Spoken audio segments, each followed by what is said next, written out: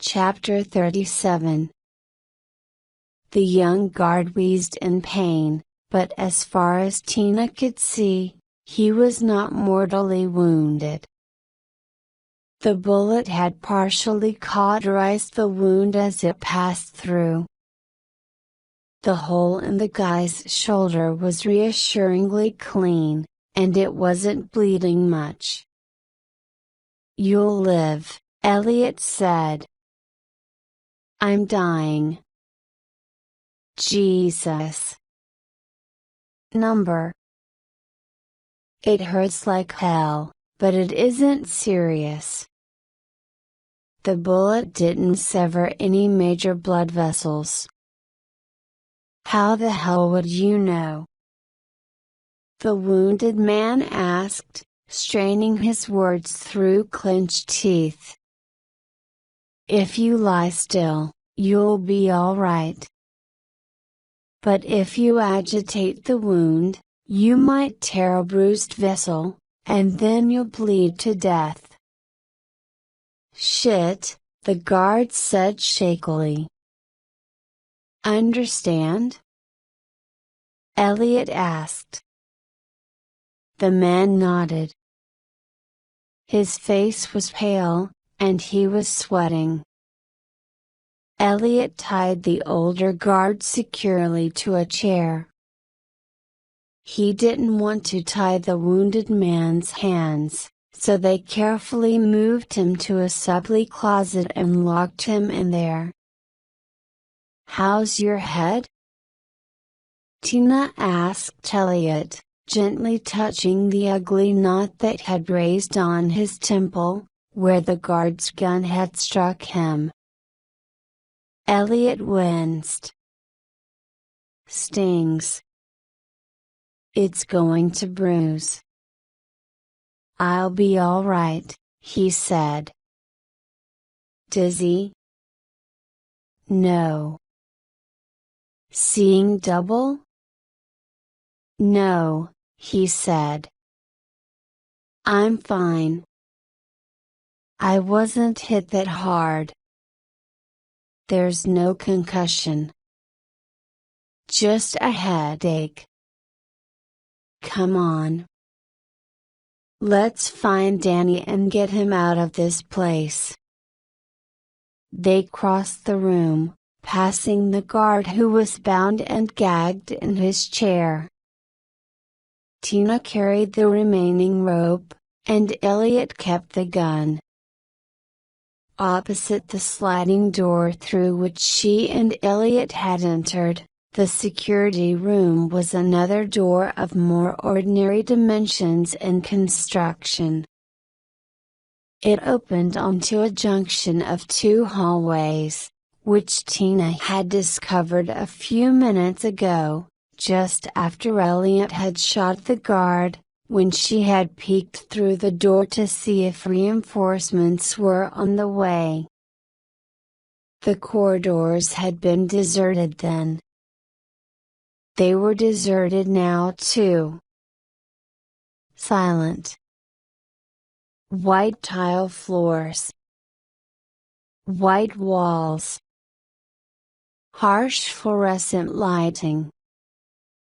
One passageway extended 50 feet to the left of the door and 50 feet to the right. On both sides were more doors, all shut, plus a bank of 4 elevators on the right. The intersecting hall began directly in front of them, across from the guardroom, and bored at least 400 feet into the mountain. A long row of doors waited on each side of it, and other corridors opened off it as well. They whispered, "You think Danny is on this floor?" "I don't know." "Where do we start?" "We can't just go around jerking open doors.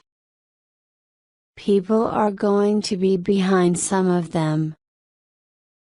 And the fewer people we encounter, the better chance we have of getting out alive."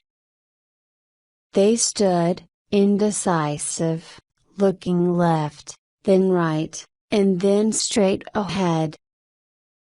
10 feet away, a set of elevator doors opened. Tina cringed back against the corridor wall. Elliot pointed the pistol at the lift. No one got out.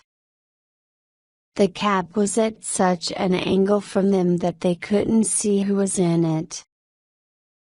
The doors closed.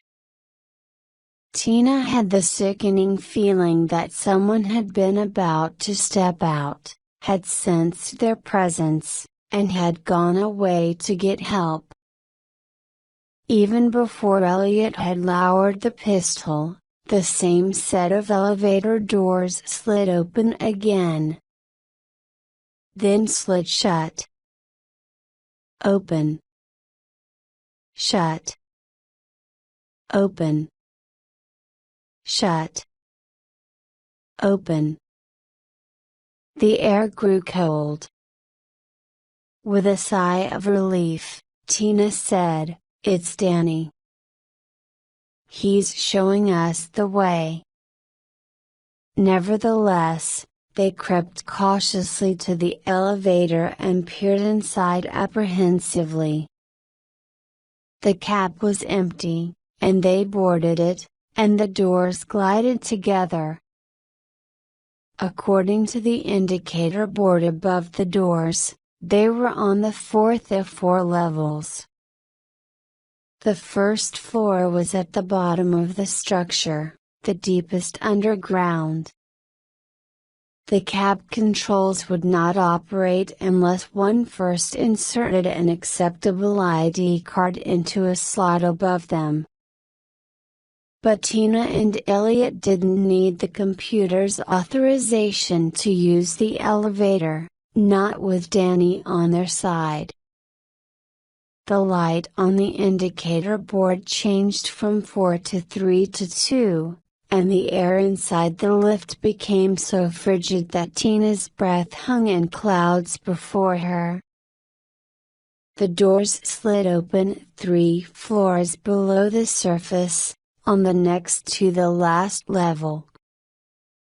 They stepped into a hallway exactly like the one they had left upstairs. The elevator doors closed behind them, and around them, the air grew warmer again. 5 feet away, a door stood ajar, and animated conversation drifted out of the room beyond. Men's and women's voices. Half a dozen or more, judging by the sound of them. Indistinct words. Laughter. Tina knew that she and Elliot were finished if someone came out of that room and saw them. Danny seemed able to work miracles with inanimate objects, but he could not control people, like the guard upstairs, whom Elliot had been forced to shoot. If they were discovered and confronted by a squad of angry security men, Elliot's one pistol might not be enough to discourage an assault. Then, even with Danny jamming the enemy's weapons, she and Elliot would be able to escape only if they slaughtered their way out, and she knew that neither of them had the stomach for that much murder, perhaps not even in self-defense. Laughter pealed from the nearby room again, and Elliot said softly, "Where now?" "I don't know." This level was the same size as the one on which they entered the complex, more than 400 feet on one side, and more than 100 feet on the other. 40,000 or 50,000 square feet to search. How many rooms? 40?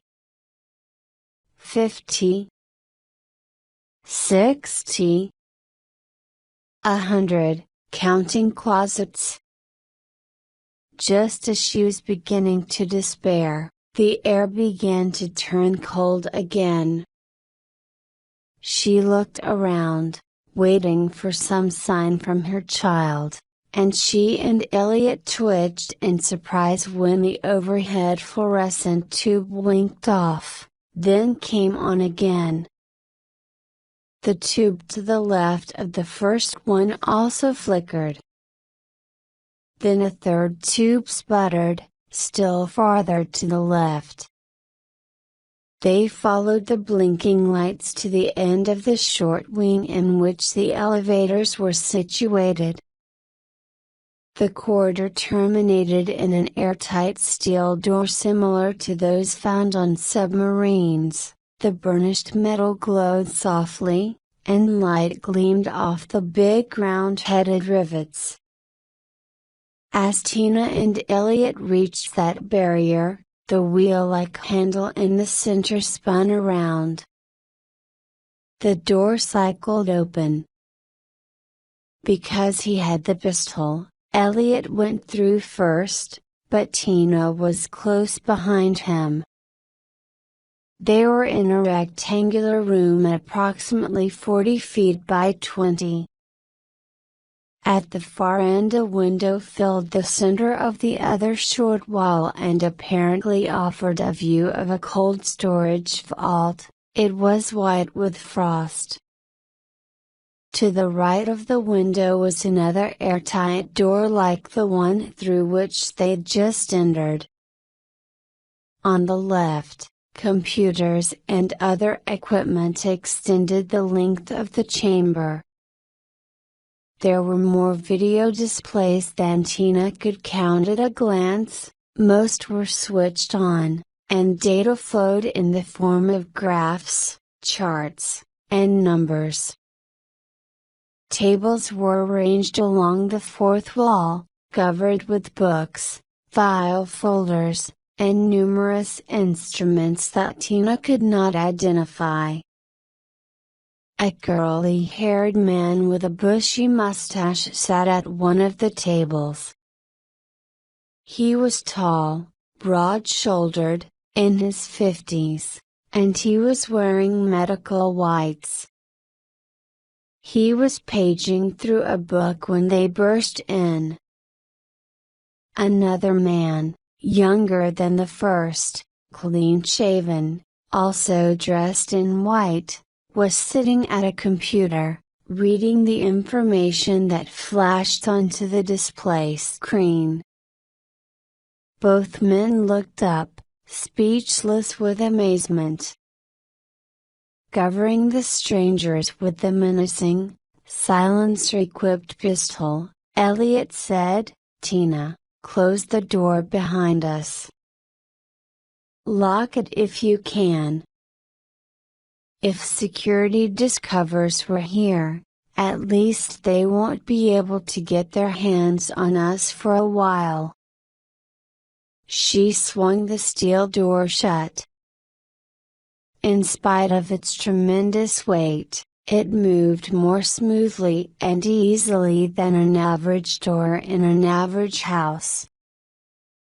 She spun the wheel and located a pin that, when pushed, prevented anyone from turning the handle back to the unlocked position.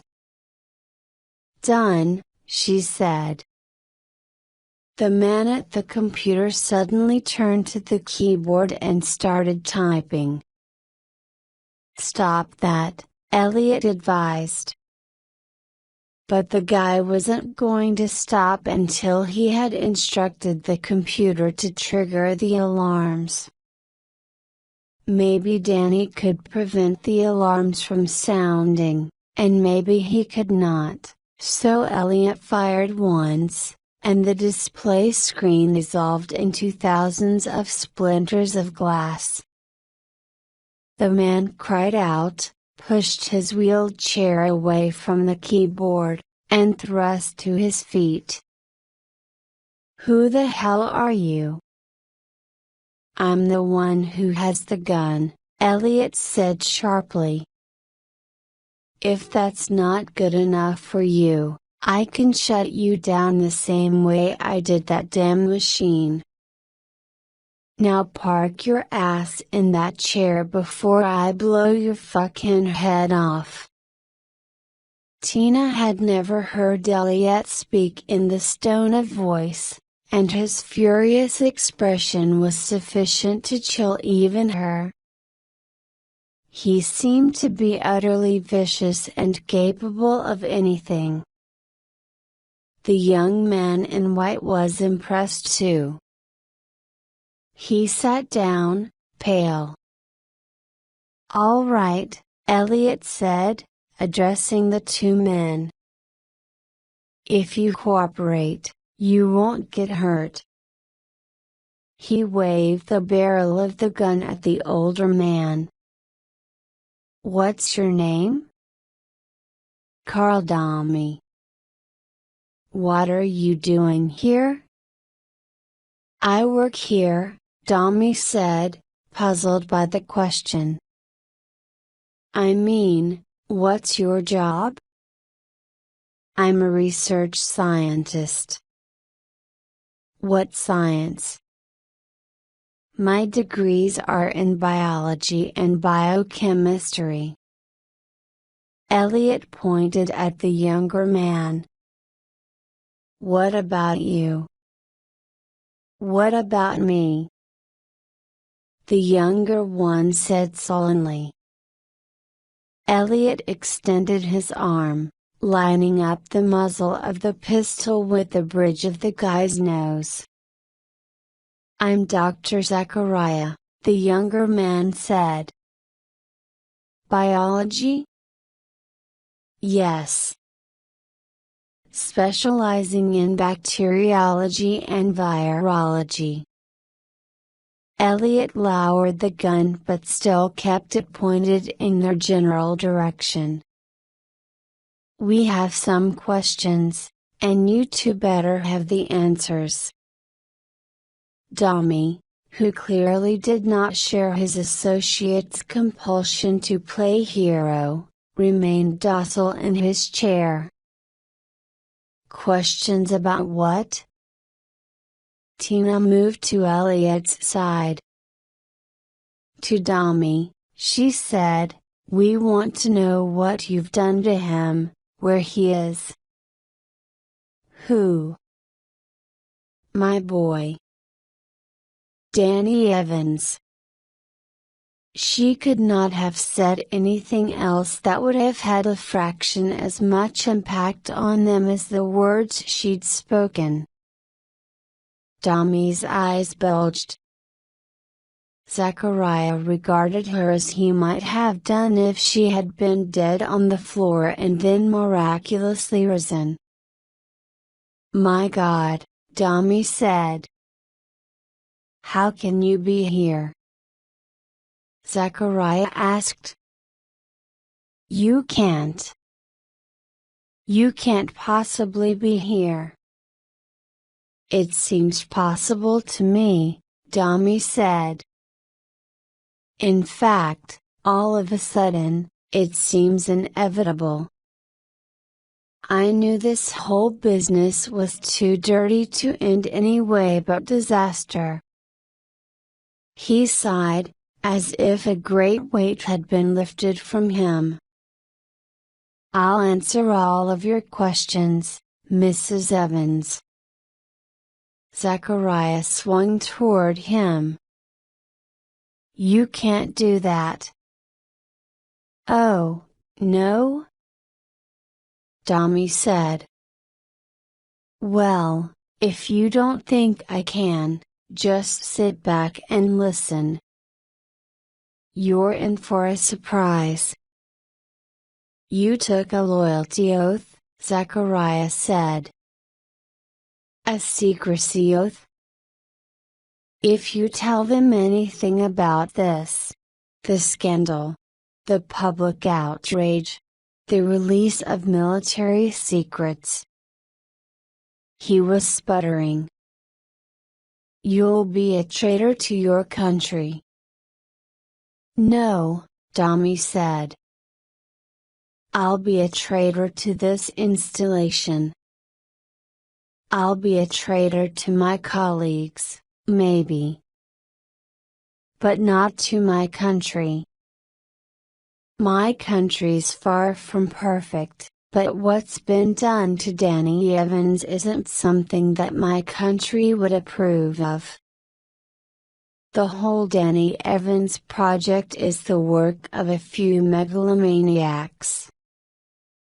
Dr. Tamaguchi isn't a megalomaniac, Dr. Zachariah said, as if genuinely offended. Of course he is, Dami said. He thinks he's a great man of science, destined for immortality, a man of great works.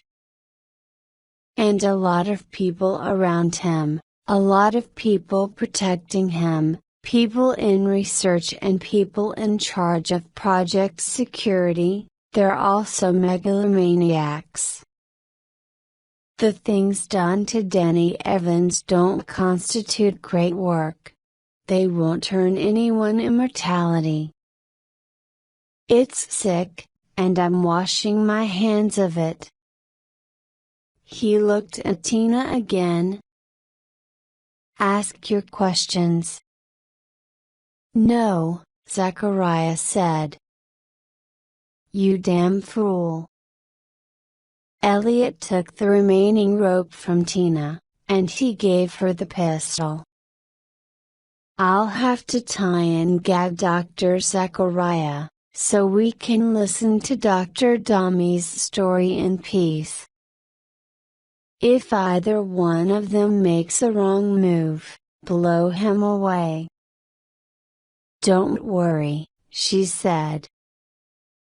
I won't hesitate. You're not going to tie me, Zachariah said.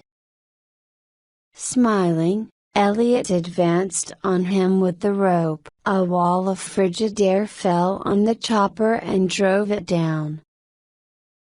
Jack Morgan fought the wind, stabilized the aircraft, and pulled it up only a few feet short of the treetops. Who? The pilot said. It's like breaking in a wild horse. In the chopper's brilliant floodlights, there was little to see but driving snow. Morgan had removed his night vision goggles. This is crazy, Hinson said. We're not flying into an ordinary storm. It's a blizzard.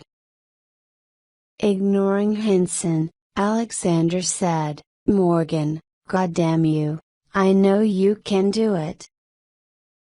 Maybe, Morgan said. I wish I was as sure as you. But I think maybe I can. What I'm going to do is make an indirect approach to the plateau, moving with the wind instead of across it. I'm going to cut up this next valley and then swing back around toward the installation and try to avoid some of these crosscurrents. They're murder. It'll take us a little longer that way, but at least we'll have a fighting chance. If the rotors don't ice up and cut out. A particularly fierce blast of wind drove snow into the windscreen with such force that, to Kurt Hansen, it sounded like shotgun pellets. Chapter 38. Zachariah was on the floor, bound and gagged, glaring up at them with hate and rage. You'll want to see your boy first, Dami said. Then I can tell you how he came to be here. Where is he? Tina asked shakily. In the isolation chamber. Tommy indicated the window in the back wall of the room. "Come on." He went to the big pane of glass, where only a few small spots of frost remained.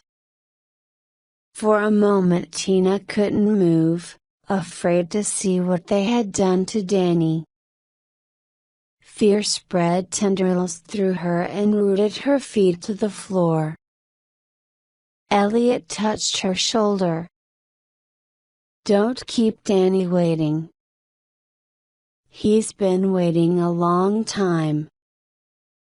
He's been calling you for a long time."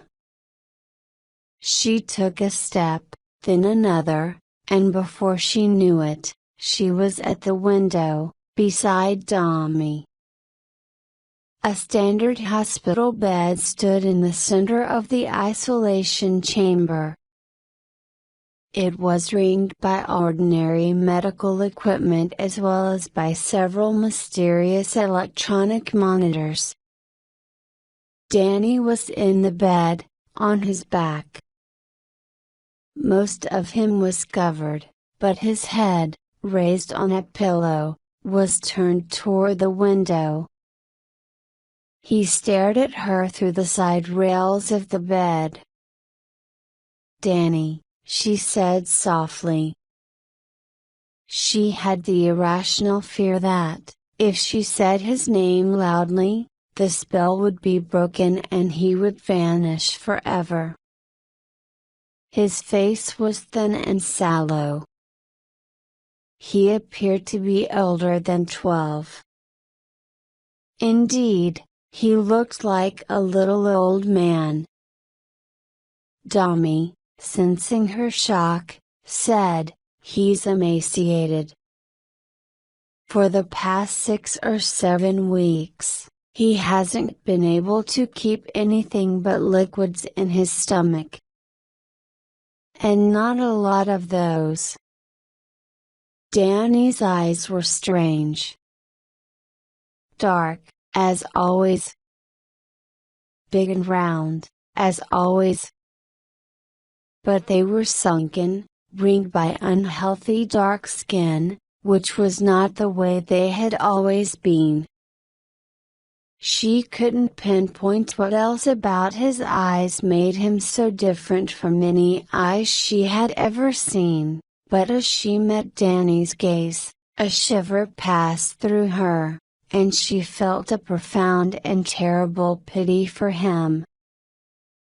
The boy blinked, and with what appeared to be great effort, at the cost of more than a little pain, he withdrew one arm from under the covers and reached out toward her. His arm was skin and bones, a pathetic stick. He thrust it between 2 of the side rails, and he opened his small weak hand beseechingly, reaching for love, trying desperately to touch her. Her voice quivering, she said to Tommy, "I want to be with my boy. I want to hold him." As the 3 of them moved to the airtight steel door that led into the room beyond the window, Elliot said, "Why is he in an isolation chamber? Is he ill?" "Not now," Tommy said, stopping at the door, turning to them, evidently disturbed by what he had to tell them. "Right now he's on the verge of starving to death because it's been so long since he's been able to keep any food in his stomach. But he's not infectious. He has been very infectious, off and on, but not at the moment. He's had a unique disease, a man-made disease created in the laboratory. He's the only person who's ever survived it. He has a natural antibody in his blood that helps him fight off this particular virus, even though it's an artificial bug. That's what fascinated Dr. Tamagotchi. He's the head of this installation. Dr. Tamagotchi drove us very hard until we isolated the antibody and figured out why it was so effective against the disease. Of course, when that was accomplished, Danny was of no more scientific value. To Tamagotchi, that meant he was of no value at all. Except in the crudest way. Tamagotchi decided to test Danny to destruction. For almost 2 months, they've been reinfecting his body over and over again, letting the virus wear him down, trying to discover how many times he can lick it before it finally licks him. You see, there's no permanent immunity to this disease. It's like strep throat or the common cold or like cancer, because you can get it again and again. If you're lucky enough to beat it the first time. Today, Danny just beat it for the 14th time.